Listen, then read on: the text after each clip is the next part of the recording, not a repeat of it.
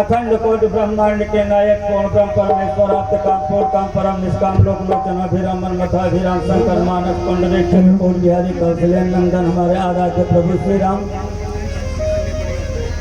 यशोदा नंदन ब्रज नंदन नंद नंद देवकी नंदन कन्हैया जी भगवान हस्तो सौदा जाने प्रलयंक सदा शिव शंकर जी महाराज आज शक्ति जगदम्बिका महारानी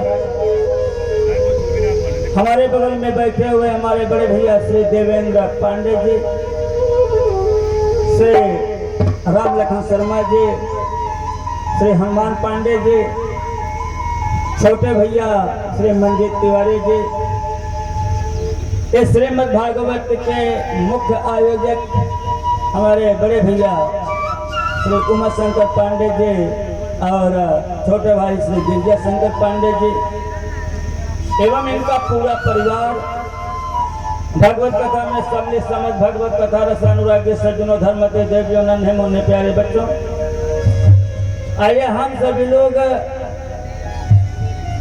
इस भागवत ज्ञान यज्ञ के द्वितीय दिवस की कथा से जुड़े।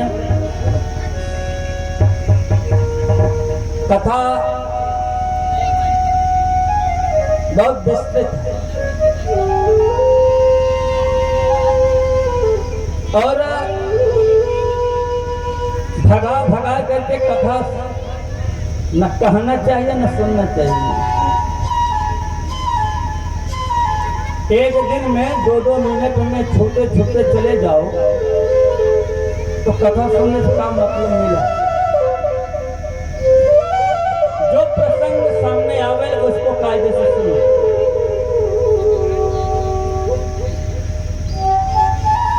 महाभारत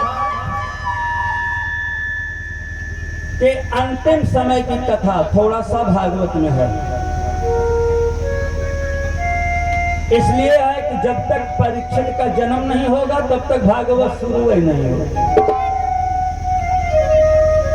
तो परीक्षित का जन्म हो इसलिए महाभारत की कुछ कथा इसमें है भागवत। आज वही कथा चलेगी। हमारे बड़े भैया उमा शंकर जी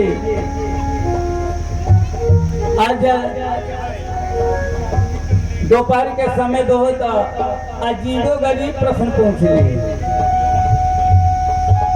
जब श्रीमद् भागवत गीता में अर्जुन और कृष्ण का संवाद है कि युधिष्ठिर कहाँ से आ गए, मैत्रेय सूत सौनक कहाँ से आ गए। हमने कहा श्रीमद् भागवत गीता महाभारत का एक प्रसंग है। महाभारत का एक प्रसंग है भागवत गीता। ये श्रीमद् भागवत महापुराण है, इससे महाभारत और गीता से मतलब नहीं है। कुछ प्रसंग है इसमें। भगवान कृष्ण का जन्म और लीला सब महाभारत में भी है, इसमें भी है, लेकिन गीता का उपदेश इसमें नहीं है।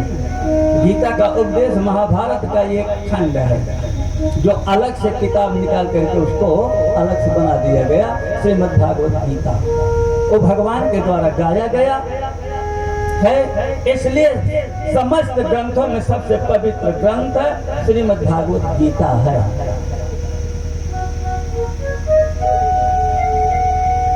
महाभारत की लड़ाई अंतिम चरण में लगभग महाभारत लड़ाई समाप्त हो चुकी है।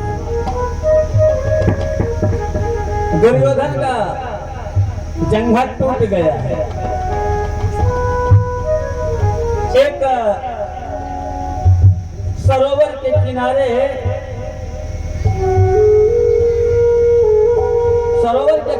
वो पड़ा हुआ कराह रहा है। इसके पहले एक बात पूछा गया इसमें,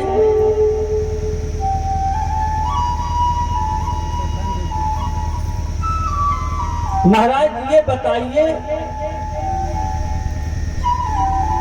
भगवान का अवतार होता क्यों है? भगवान का अवतार होता क्यों है? अब भगवान पक्षपात क्यों करता है? भगवान के कितने अवतार हैं? अनेक अनेक प्रश्नों पूछा गया तो भगवान का अवतार क्यों होता है? क्या राक्षसों को मारने के लिए? नहीं, राक्षसों को मारने के लिए भगवान का अवतार नहीं होता। कहीं भी यह नहीं लिखा है कि फला राक्षस को मारने के लिए भगवान आए, नहीं।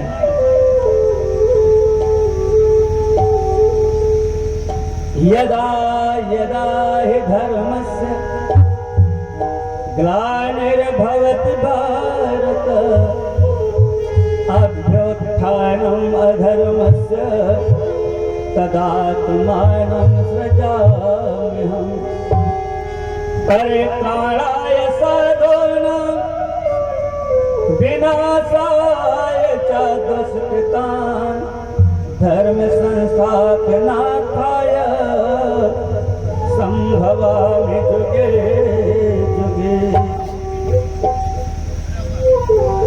धर्म की हानि जब होती है, जब अधर्म बढ़ता है, तो साधु संतों की रक्षा के लिए भगवान को आना होता है। जगत में धर्म की स्थापना करने के लिए भगवान का अवतार होता है। अब उसमें अकारण कोई बाधा पहुंचावे तो भगवान क्या करेंगे? उसको भी तो मरना होगा। अच्छा तो ठीक है, जब पक्षपात क्यों करते हैं?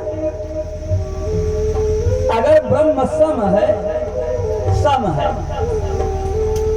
हम नहीं करें। तुलसी बाबा ने कहा ब्रह्म क्या है? सम है।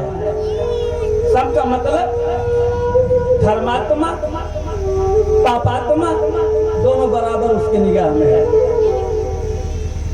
धर्मी अधर्मी दोनों बराबर होगा, क्योंकि सम है ना। तुलसी बाबा ने लिखा है यद्यप सम नहीं राग न रोसा, यद्यप सम नहीं राग न रोसा, यद्यप सम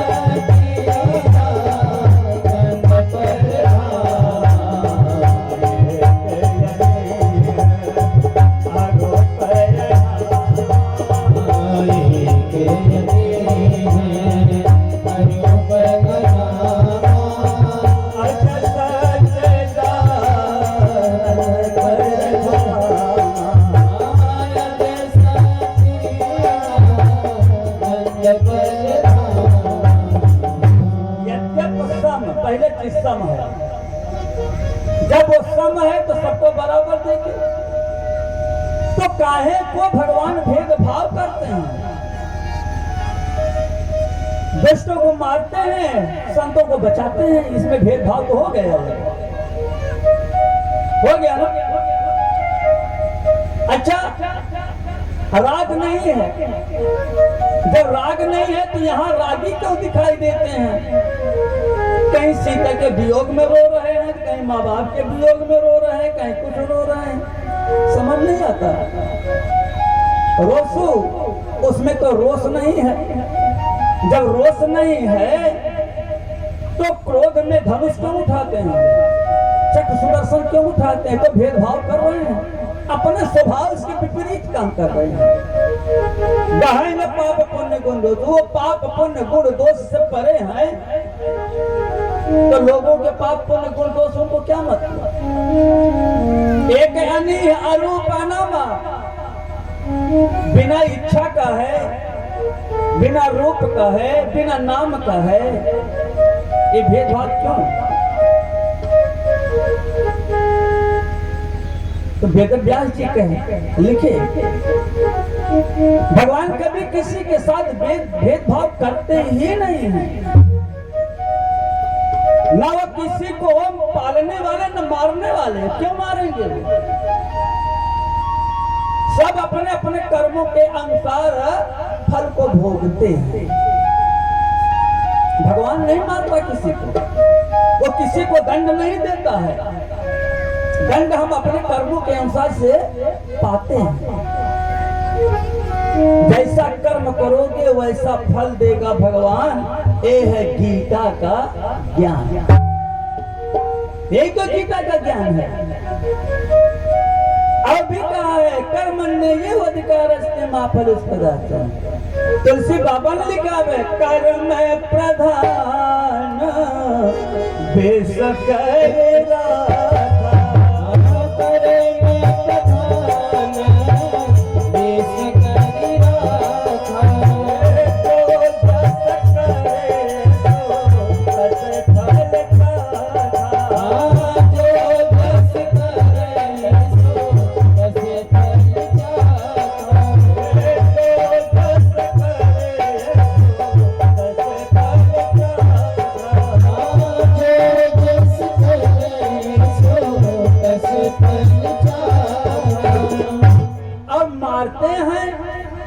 कि तारते हैं ये तो परमात्मा जाने।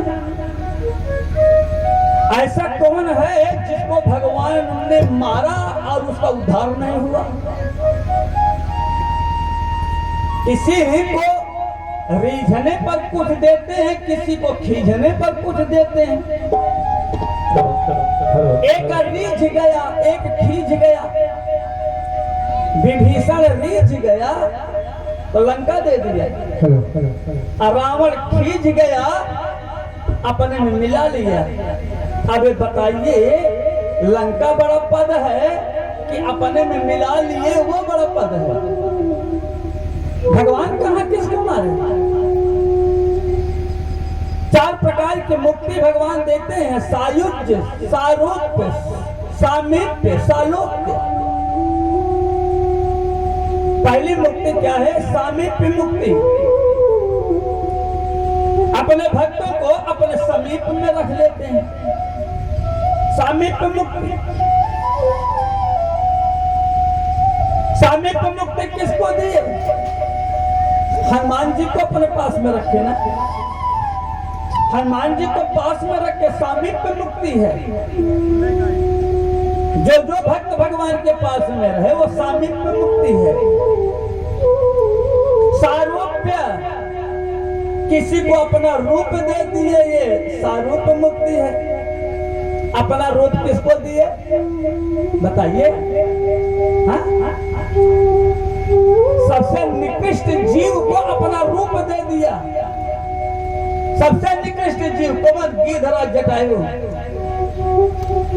गीध देह तज धरि हरि रूपा, भूषण बहुपट पीत अनुपा। अपना रूप दिया, अपना रूप ही नहीं दिया और अपना लोक भी दे दिया। गीध देह तज धरि हरि रूपा, भूषण बहुपट पीत अनुपा। और कहाँ गया? राम राम कही दशरथ गए हरिधाम नहीं सुरधाम। और गिधराज जटायु कहाँ गए? अविरल भगत माग बर गीध गयो हरिधाम। अपना लोक भी दे दिया। दो प्रकार की मुक्ति गिधराज जटायु को दे दिया, अपना लोक भी दिया, अपना रूप भी दिया। और जिनको मार दिया उसको अपने में मिला लिया तो स्वयं भगवान ही हो गया। जो ताप तेज समान प्रभु आनंद। रावण का तेज भगवान के मुंह में समा गया। जिस समय शिशुपाल को मारे, गर्दन काटे, उसका भी तेज भगवान के चरणों में आकर के समा गया। कहाँ मारे? आंखों से दिख रहा है कि भगवान मारता है, मारता नहीं है किसी को।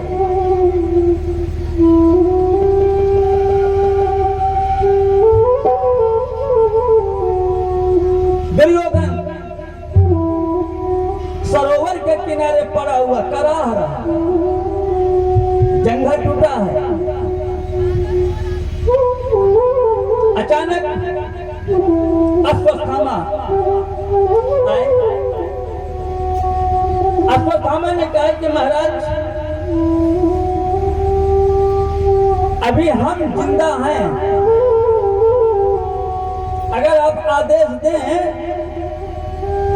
अंत भला तो सब भला। अभी भी हम पांचों पांडवों को पराजित कर सकते हैं, उसको मार सकते हैं, हस्तिनापुर का राज्य आप ही पाएंगे। दुर्योधन ने कहा अरे अश्वत्थामा, अगर आपके पास इतनी क्षमता है, इतने दमदार आप हैं, तो पहले ही पांचों पांडवों को मार डाले होते। काहे को भीष्म पितामह सरसैया पर पड़े रहते?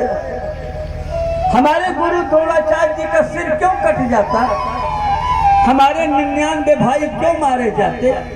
हमारा सबसे प्रिय मित्र कर्ण का वध क्यों होता? यही आप पहले कर लिए होते। अश्वत्थामा ने कहा तब मैं सेनापति नहीं था, आज हमको आप सेनापति बना दीजिए, देखिए मैं क्या कर देता हूं। क्या सच में मार दोगे पांचों पांडवों को? कहां मार देंगे? तो दुर्योधन ने सोचा हस्तिनापुर के राज सिंहासन की ही तो लड़ाई है, जब हम नहीं बैठने पाए तो पांचों पांडव भी बैठने न पाए। आदेश दे दी। लेकिन मेरे भाई कि जाको रखे साया मार सके न कोई, बालन बाका कर सके जो जग में होए, जो जग में होए। जिसकी रक्षा स्वयं मुरलीधर करते हो, चक्र सुदर्शनधारी करते हो, उसका बाल बाका भला कौन कर सकता है? किसकी हिम्मत है उसको मार देगा। लेकिन जिसको मरना है वो मरेगा, उसको भगवान बचाएंगे भी नहीं। ये मत समझना कि भगवान के हम भक्त हैं तो हम बचे रहेंगे। हम बचे रहेंगे, कैसे बचे रहेंगे? लिखा है कि न बचे को वो पंडित वेद पढ़े। भैया अगर हम कहें कि हम भागवत सुनाते हैं, कथा सुनाते हैं, हम बचे रहेंगे, हमको नहीं जाना है, अजन्मर है, ये तो असंभव है। हमारे जैसे कथा सुनाने वाले पता नहीं कितने लोग राम के प्यारे हो गए, सब जाएंगे ना। भगवान हमको भी नहीं बचाएंगे। न बचे को वो पंडित वेद पढ़े, न बचे को वो ऊंची चिनाए अटारी। 10 मंजिला ऊपर बैठे, 10 दरवाजे के अंदर बंद रहे तो हम बच जाएंगे? नहीं। न बचे को वो जंगल बास किए, न बचे को वो शीश बढ़ाए जटाए। बड़ा बड़ा झोंटा रखा ले, चंदन लगा ले, जंगल में तपस्या कर, बचोगे नहीं। तुलस दिन चरल छावन में, नर नाह कहे सब ठाट ठटा है। 4 दिन की जिंदगी मिली है, अनाया ठाट ठट रहे हो। 4 दिन की जिंदगी, 4 दिन जिंदगी, बचपना आई, युवावस्था आई, बुढ़ाई आई, दिन मर गए। मरना है 7 दिन में। कितने दिन में? 7 दिन में। कोई भी 7 दिन से ज्यादा नहीं रहेगा। हम आए हैं 7 दिन में आए हैं, बड़े हुए 7 दिन में। जवान हुए 7 ही दिन में, बियाहवा सदिया भर 7 ही दिन में, अब मरेंगे भी 7 ही दिन में, क्रिया कर्म भी हो जाएगी 7 ही दिन में। 7 ही दिन तो होता इतवार से लग शनिचर, इसी 7 दिन में पैदा हुए, इसी 7 दिन में बड़े हुए, इसी 7 दिन में विवाह हुआ, इसी 7 दिन में नाती पनाती हुए, इसी 7 दिन में चले भी जाएंगे। इसलिए तुलसी दिन 4 लक्षावन में नर नाहकी सब ठाट ठका है। 4 दिन की जिंदगी मिली है, अनाया ठाट ठट रहे। क्रीम ऑर्डर पर लगा रहे, स्टिक फिस्टिक क्या क्या सब लगाते हैं। ये सब कौन लगाता है मालूम हो?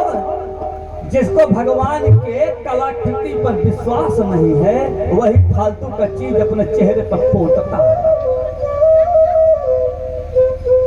भगवान ने इतनी सुंदरता दिया है, तब भी उस सुंदरता पर विश्वास नहीं है, फालतू का मटेरियल मुख पे लगा लगा करके चेहरे पर झुर्रियां पैदा कर लेते हैं। इतना खराब हो जाता चेहरा। अच्छा ये एक बात बताए ना, संसार का सबसे बड़ा कारीगर अगर कोई है तो भगवान है ना? एक कुम्हार कुल्हड़ बनाएगा, सब एक जैसे बन जाए। मूर्ति बनाने वाला मूर्तिकार 10-20 मूर्ति अलग अलग बनाएगा, बाकी सब मिलेगा। लेकिन भगवान इतने बड़े कलाकार हैं, 8 अरब की जनसंख्या पूरे विश्व में, अपने चेहरे से मिलान कर लीजिए, किसी का चेहरा नहीं मिलेगा। इतना सांचा उसके पास है, इतना सांचा। सबसे बड़ा कारीगर तो वही है। मिलता है? नहीं मिलेगा। हमको उसकी कलाकृति पर विश्वास नहीं है, इसलिए हम फालतू के मटेरियल अपने चेहरे पर पोतते रहते हैं। तो जाको राके साइया मार सके न को, बाल बागा कर सके जो जग बैरी। भगवान ने क्या किया? 5 पांडवों को लेकर के उद्यान में घूमने चले गए।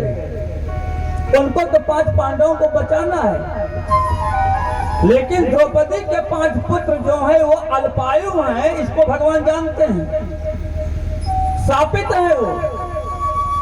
उनको मरना है, कम उम्र में ही मरना है, तो उनको क्यों लेकर के जाएं? तो 5 बेटे द्रौपदी के जा करके शिविर में सो गए। अब ये 5 बेटे कैसे हैं? अर्जुन का बेटा अर्जुन की तरह है, चेहरे मोहरे से। भीम का बेटा भीम से मिलता है। नकुल सहदेव युधिष्ठिर का बेटा उनके जैसा मिलता है। अश्वत्थामा गया, तलवार लेकर के गया, सबका चेहरा खोल खोल कर देखकर समझ गया 5 पांडव हैं। तलवार से 5 बेटे का सिर काट लिया। किसी माँ का एक बेटा मरता है तो कितना कष्ट होता है, और जिसके 5 ही बेटे थे, 5 बेटे का सिर काट लिया जाए तो उसको कितना कष्ट होगा, कितना कष्ट होगा। एक बात बताएं, ये द्रौपदी कोई साधारण महिला नहीं है, साधारण महिला नहीं है। द्रौपदी है क्या? महाभारत की लड़ाई होती थी, 7 करोड़ 20 लाख सैनिक महाभारत की लड़ाई में मारे गए थे। कितने? 7 करोड़ 20 लाख। दिन भर युद्ध होता था, रात में मुख्य सेनापतियों की लाश जलाई जाती थी, बाकी सब लाश मैदान में पड़ा रहता था, कोई जलाता नहीं था। लेकिन जब सुबह होती थी, फिर लोग लड़ने जाते थे, तो कुरुक्षेत्र का मैदान खाली होता था, कोई लाश नहीं दिखती थी। एक दिन युधिष्ठिर ने पूछ लिया कन्हैया से कि प्रभु, लाखों लाश मैदान में पड़े रहते हैं, 100-200 लाश जलाई जाती है, बाकी लाश कहाँ चली जाती है? भगवान कृष्ण ने कहा कि भैया आप देखना चाहते हो कि हाँ, डरना मत, कहीं हिम्मत करूंगा, आज रात में सोना मत, सोने का नाटक करना बस। युधिष्ठिर ने कहा ठीक है, सोने का नाटक करूंगा। सोने का नाटक कर रहे हैं, 12 बज गया। 12 बजे रात में द्रौपदी धीरे से उठी, कुरुक्षेत्र के मैदान की तरफ कदम बढ़ा दिया। पीछे पीछे युधिष्ठिर जा रहे हैं। एक वृक्ष के पीछे खड़े होकर के सब तमाशा देख रहे हैं। बीच मैदान में, कुरुक्षेत्र के बीच मैदान में द्रौपदी पहुंची, विकराल रूप धारण किया, काली मैया का रूप। बोलिए काली महारानी की। काली का रूप धारण किया, अपने मुख को फैलाया, पलक झपकते जितनी लाशें थे सब मुख में समा गया। युधिष्ठिर कांपने लगे, थर थर थर थर। अरे कन्हैया, हे भगवान, मैंने किसको पत्नी बना लिया? ये तो जगत जननी है।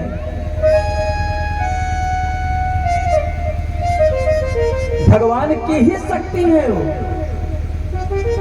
इस सृष्टि को नियंत्रित करने के लिए ही ये द्रौपदी भी आई हैं।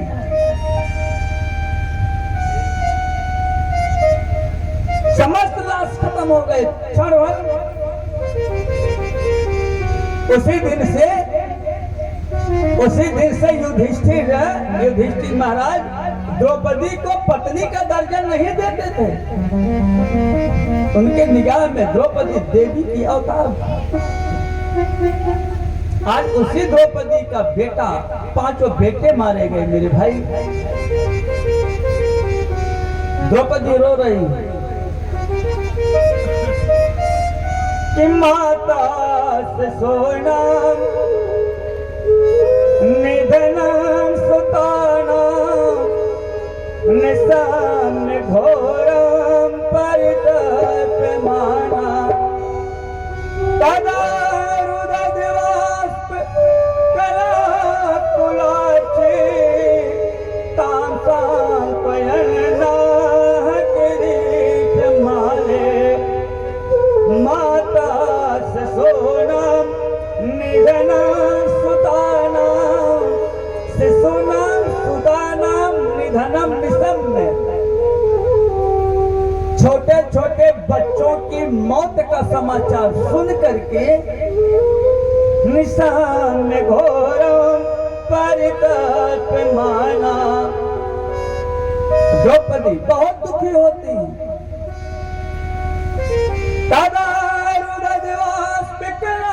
कुलाची तांसां पयना किरीट माले। आंखों में आंसू, भर आंसू बह रहा है।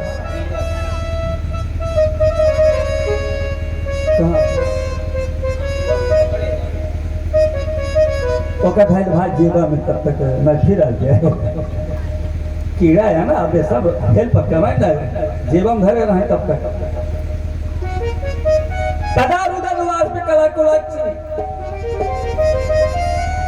सुंदर सुंदर नेत्रों वाले द्रौपदी के आंखों से आंसू बह रहा है।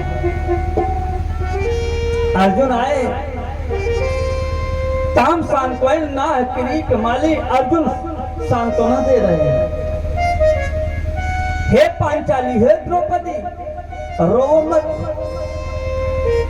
तुम्हारे जो आंख से आंसू बह रहे हैं ना, इसकी कीमत उस पापी को जरूर अदा करना पड़ेगा।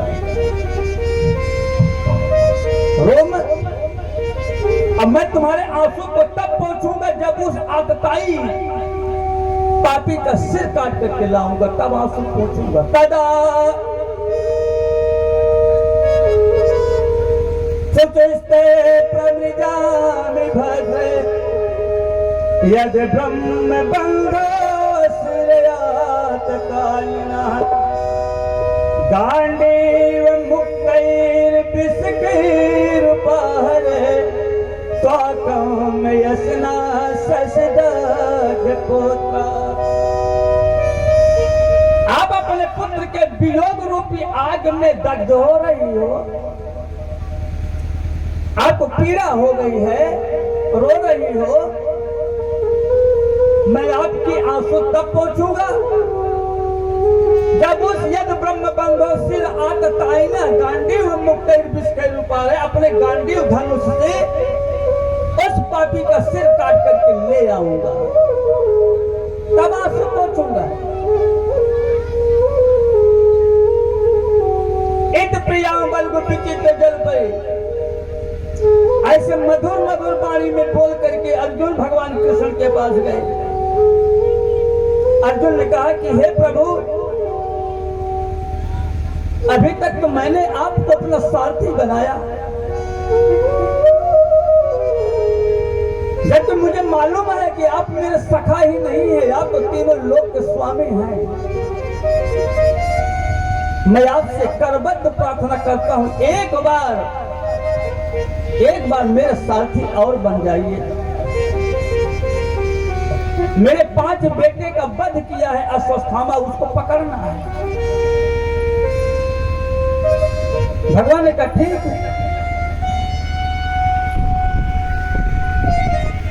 ठीक है, चलो। रथ पे बैठा है, दौड़ पड़े पीछे। अश्वत्थामा भाग रहा है, मरता क्या न करता, अपनी मौत देख करके भगा, सब जगह भागा, दौड़ते दौड़ते भागते भागते निराश हो गया। अपने प्राण की रक्षा करने के लिए उसने क्या चला दिया? ब्रह्मास्त्र चला दिया। धीरे धीरे मतलब अपने बाप से ब्रह्मास्त्र को चलाना सीखा था, लेकिन ब्रह्मास्त्र को वापस करना नहीं सीखा था, नहीं जानता था। अर्जुन ने कहा कि प्रभु आप क्या करो, मेरी रक्षा कैसे होगी? ये तो ब्रह्मास्त्र आ रहा है मेरे सामने। भगवान ने कहा कि अर्जुन, ये चलाना जानता है, वापस करना नहीं जानता है।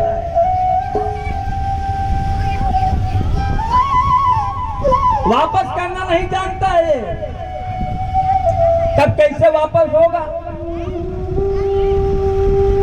एक काम करो, आप भी ब्रह्मास्त्र को चला दो। आप भी जब ब्रह्मास्त्र को चलाएंगे, तब ब्रह्मास्त्र को जो वापस करने का मंत्र पढ़ोगे तो दोनों ब्रह्मास्त्र वापस चले जाएंगे। बोलिए वृंदावन बिहारी लाल के जय। अर्जुन ने भी ब्रह्मास्त्र चलाया। ब्रह्मास्त्र वापस। अर्जुन दौड़ करके अश्वत्थामा का बाल पकड़े, घसीट करके रथ के पास ले आए और उनको रथ के पीछे रस्सी से बांध दिया। रस्सी से बांध दिया, घसीट करके लाया कहां? द्रौपदी के पास। तथा हृदय पशवत पास बद्धो अवांग मुखम कर्म जुगुप्सितेन। निंदनीय कर्म किया है ना, निंदनीय कर्म करने के कारण सिर लज्जा से झुका हुआ है, बोल नहीं पा रहा है। लेकिन धन्य है द्रौपदी महारानी, धन्य। द्रौपदी ने कहा कि अरे पार्थ, मुंचिताम ये ब्राह्मणों नितराम गुरु। अरे ये ब्राह्मण है, छोड़ दो छोड़ दो छोड़ दो। क्या बात है? द्रौपदी ने कहा ये ब्राह्मण है, छोड़ दो। 3 बार कहे कि छोड़ दो उसको, छोड़ दो। अर्जुन ने कहा क्यों छोड़ दो? मेरे 5 बेटे मार दिए इसने। द्रौपदी ने कहा मुझे मालूम है 5 बेटे मार दिए। मैं तुम्हारी गुरु माता के बारे में सोच रही हूँ। द्रोणाचार्य जी की पत्नी कृपी जो कृपाचार्य जी की बहन है कृपी, वो द्रोणाचार्य जी की पत्नी, क्या करेगी बेचारी। उसका सुहाग तो पहले उजड़ गया है। युद्ध के मैदान में द्रोणाचार्य मारे गए हैं। आज अगर बेटा भी मर जाएगा तो उसकी गोदी सूनी हो जाएगी। मेरे 5 बेटे मारे गए तो मैं 5 पतियों के सहारे जी लूंगी, लेकिन गुरु माता किसके सहारे जिएगी तुम्हारी? गुरु माता किसके सहारे जिएगी? सुहाग भी उजड़ गया, अगर गोदी भी उजड़ जाएगी तो गुरु माता किसके सहारे जिएगी? इसलिए हे अर्जुन, इस ब्राह्मण को छोड़ दो।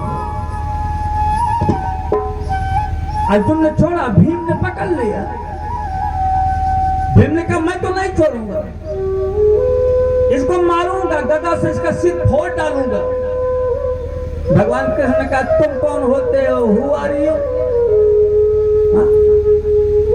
जब द्रौपदी ने क्षमा कर दिया तो तुम कौन होते हो दंड देने वाले? दंड देने का अधिकार द्रौपदी को है।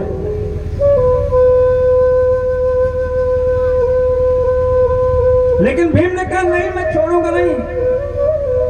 भगवान कृष्ण ने कहा कि मारो मत, इसको और भी तरीका है दंड देने का, और भी तरीका है दंड देने का। एक बात बता दी, एक ब्राह्मण को मारने की जरूरत नहीं है। ब्राह्मण को मारना बहुत बड़ा अपराध है। एक ब्राह्मण को अगर अपमानित कर दिया जाए, एक अपमानित ब्राह्मण वो मरे हुए के समान होता है।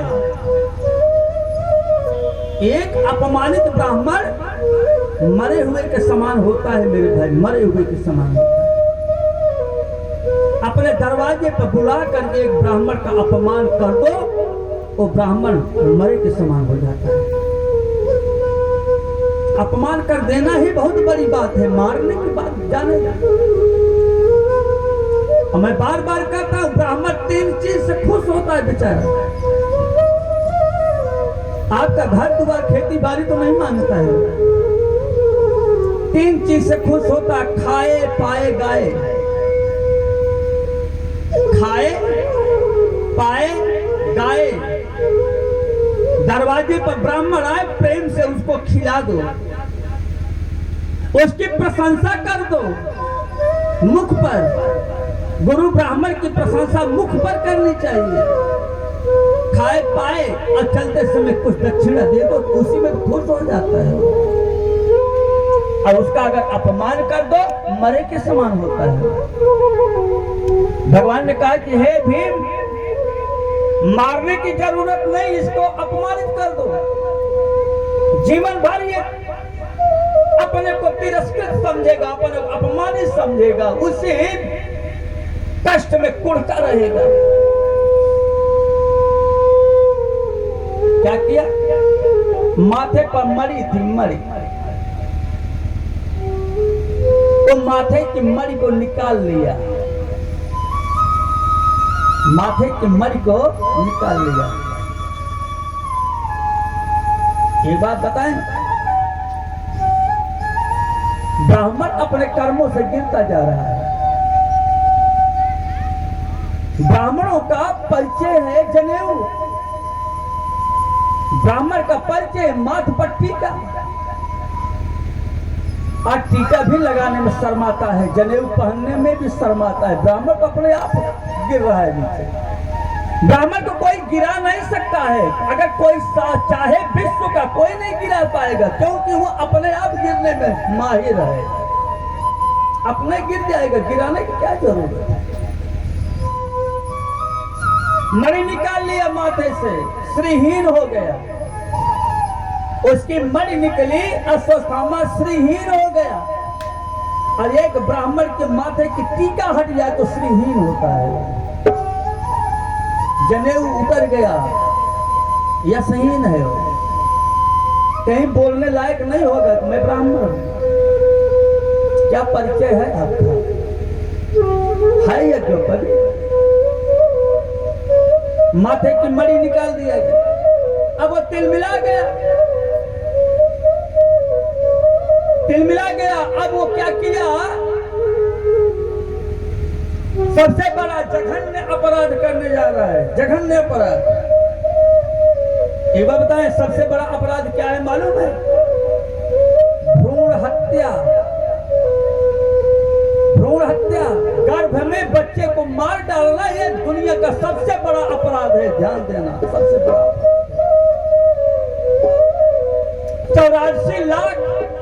84 लाख योनियों में भटकने के बाद तब जीव जो है मानव शरीर पाने जा रहा है। अगर वो बेटी के रूप में आ रहा है तो गर्भ में उसको ब्लेड से काट काट करके निकाल देते, मार डालते हैं। वो जीव रोता है, हे माता जी, हे पिताजी, मैंने ऐसा क्या अपराध किया है, मानव शरीर पाने के पहले ही मुझे गर्भ में कटवा दे रहे हो। क्यों ऐसा अन्याय करते हो? बेटवा पैदा हो तो सोहर गवाए सठौरा बटवावे, अब बेटिया पैदा हो पानी पाथर पड़ गया, भ्रूण हत्या कराते हैं। ये सबसे बड़ा अपराध है। भ्रूण हत्या कभी मत कराओ, जिसको आना है वो आएगा। सब अपने अपने कर्म के अनुसार आएंगे, सब अपने अपने कर्म का फल लेकर के जाएंगे। इसलिए इतना बड़ा अपराध मत करो।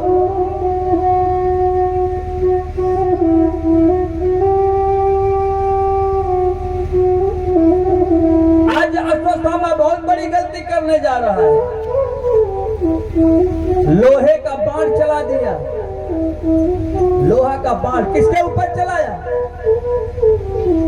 उसने कहा 5 पांडव तो बच गए, लेकिन अगली पीढ़ी को भी मैं नष्ट करके जाऊंगा। 5 पांडव के 5 बेटे मर गए, एक पीढ़ी खत्म। अब अगली पीढ़ी को भी नष्ट कर देंगे, जिससे युधिष्ठिर के बाद हस्तिनापुर को संभालने वाला कोई न रहे। क्योंकि अभिमन्यु का पुत्र परीक्षित उत्तरा के गर्भ में पल रहे हैं। उसने उत्तरा के गर्भ पर लोहे का बाण चला दिया। आग निकल रहा है बाण से, उत्तरा की तरफ दौड़ पड़ा वो बाण। उत्तरा हाथ उठा लेती है कि हे प्रभु मेरी रक्षा करो। हाथ जोड़ा। उत्तरा ने कहा कि प्रभु मेरी रक्षा केवल आप ही कर सकते हो और कोई नहीं कर सकता है।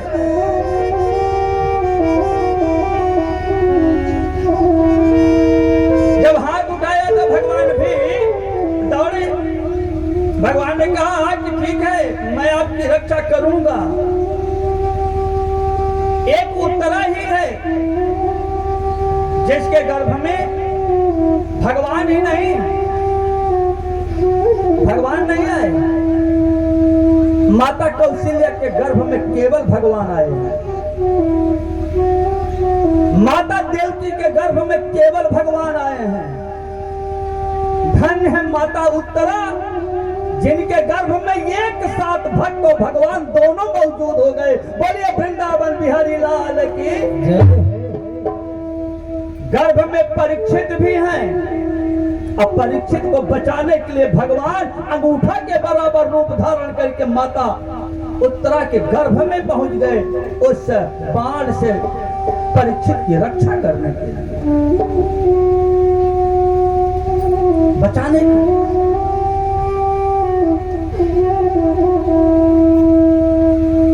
बाण से रक्षा किया परीक्षित। जब रक्षा किया तो रो रही है करुण आवाज में, हाथ जोड़ करती है प्रभु आपने आज फिर आपने मेरी रक्षा की है प्रभु। और सच में दुख में सुमिरन सब करे, सुख में करे न कोई। जो दुख सुख में सुमिरन करे, तो दुख काहे का होए। हम लोग भी जब ठोकर खाते हैं तभी भगवान याद आते हैं, जब सुख होता है तब नहीं भगवान याद आते ना। धन दौलत किसने कमाया? मैंने कमाया। घर द्वार किसने बनवाया? मैंने बनवाया। एक पुत्र परिवार किसका है? मेरा है। सब कुछ मेरा है। और जब भूकंप आ गया किसने किया? भगवान की ही मर्जी है। बिगाड़ने वाला भगवान है, बनाने वाले हम हैं। कहा है किसी भक्त ने कि दुखों से ठोकर, दुखों से ठोकर जो खाए न होती, दुखों से ठोकर जो खाए न होती, तो प्रभु की मधुर याद आए न होती, प्रभु की मधुर